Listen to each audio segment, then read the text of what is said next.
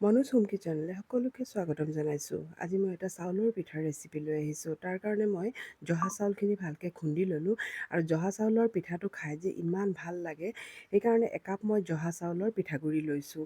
আৰু যিকোনো চাউলৰ পিঠাগুড়ি ল'ব পাৰে বা আটাৰেও বনাব পাৰে, ময়দাৰেও বনাব পাৰে, কিন্তু মই অলপ হেল্ডিভাৱে বনাইছোঁ। ইয়াত মই অলপ নিমখ দি দিছোঁ আৰু ইয়াত মই একো নিমিলাওঁ।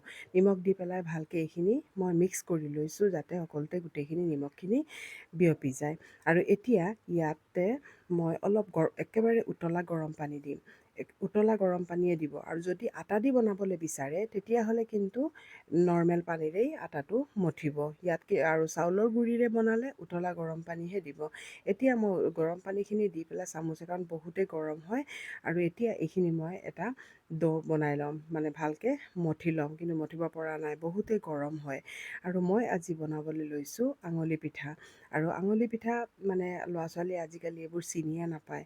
সেইকাৰণে মই ভাবিলোঁ আজি সিহঁতক খুৱাওঁচোন, কিন্তু খাই যে সিহঁতি ইমান ভাল পালে। আৰু গোটেইখিনি মঠা হোৱাৰ পিছত অলপ তেলটো লগাই দিব, তেতিয়া ড্ৰাইটো নহয়। মানে তেলটো লগালে অলপ ড্ৰাই নহয়, মানে শুকান ভাৱটো নাথাকে। আৰু এতিয়া এইটো 10 মিনিটৰ কাৰণে মই ঢাকি পেলাই থৈ দিম, তেতিয়া গুড়িবোৰ অলপ ফুলি যাবগৈ। আৰু এতিয়া 10 মিনিট হৈ গ'ল আৰু এইখিনি কিন্তু এতিয়া খুব এটা ভালকৈ মই মঠি ল'ম। খুব ভালকৈ মঠি ল'ব, তেতিয়া মানে তাৰ হেৰিটো ভাল হ'ব আৰু বনাবলৈ ভাল হ'ব। খুব ভালকৈ কিন্তু মঠি ল'ব। আৰু যদি মোৰ ভিডিঅ'বোৰ ভাল লাগে প্লিজ এটা লাইক কৰি দিব আৰু শ্বেয়াৰ কৰি দিব। আৰু এতিয়া মই একেবাৰে সৰু সৰুকৈ মানে হেৰি লৈ ল'ম, লাডু লৈ ল'ম, লৈ পেলাই এই ধৰণে হাতে যি ধৰণে মই বনাইছোঁ, অলপ ডাঙৰ হৈ গ'ল, অলপ পাতল পাতলকৈ বনাম। আৰু এই ধৰণে চব পাতল পাতলকৈ মই বনাই লৈছোঁ। আৰু এই ধৰণে এটা শ্বেপ দি দিব। আৰু যদি বেছি ডাঙৰ হয় অলপ ভাঙি ভাঙি এই ধৰণে শ্বেপ দি দিব। আৰু এই শ্বেপতে মই গোটেইখিনি বনাই ল'লোঁ। এয়া চব গোটেইখিনি মই বনাই ল'লোঁ। এতিয়া মই এটা চচপেনত পানী উতলিবলৈ দিছোঁ আৰু অলপ মই ৰিফাইন অইল দিছোঁ, কাৰণ তেতিয়া কি হয় এটাৰ গাত এটা লাগি নাথাকে। ৰিফাইন অইল দি পেলাই পানী যেতিয়া পূৰা উতলি যাব তেতিয়া লাহেকৈ এইখিনি অলপ অলপকৈ দি যাব। আৰু এই ধৰণে অলপ অলপকৈ দি যাব। আৰু ষ্টিম কৰিলেও হয়, কিন্তু মই এই ধৰণে পানীতে উতলাই লৈছোঁ। ট্ৰেডিশ্যনেলি এইটো পানীতে উতলাই পেলাই বনোৱা হয়। আৰু এতিয়া মই এইখিনি আমাৰ যেতিয়া হৈ গ'ল বুলি আমি কেনেকৈ গম পাম, গোটেইখিনি ওপৰত উঠি যাব।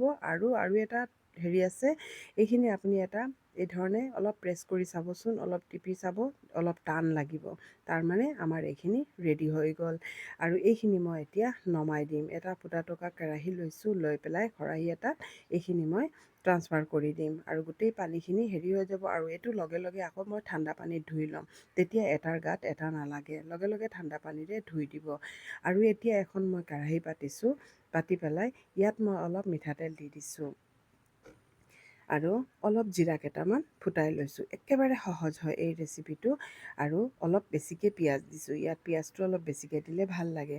আৰু লগে লগে মই নিমখো দি দিছোঁ, তেতিয়া পিঁয়াজটো অলপ সোনকালে ফ্ৰাই হৈ যাব।